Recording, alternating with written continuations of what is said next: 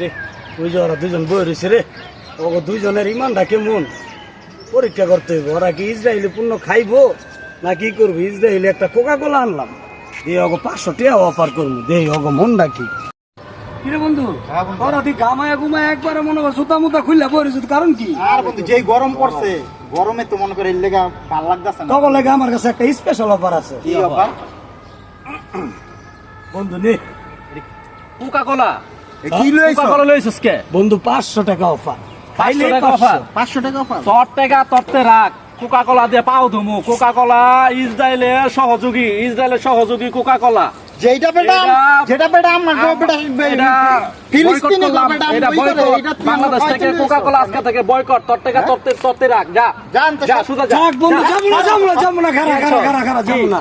তোরা রাগ হইছ, তোরাও ইসরায়েলের পক্ষে না, আমি মুসলমান, আমিও ইসরায়েলের পক্ষে না। সেই জন্য বন্ধু ম্যাজিক এইবার ভালো লাগছে, মজা। এটা কোন একটা কামের জিনিস এইবার ভালো লাগছে তোর। খাও, আমরা ইসরায়েল বয়কট। হ্যাঁ, ইসরায়েল বয়কট আমরা। এখন থেকে ভাই আপনারা সবাই ঠিক আছে বাংলাদেশি পণ্য খাইবেন, এই মজু মজু, বাংলাদেশি মজু পণ্য খাইবেন, সবাই মজু খাইবেন। ঠিক আছে।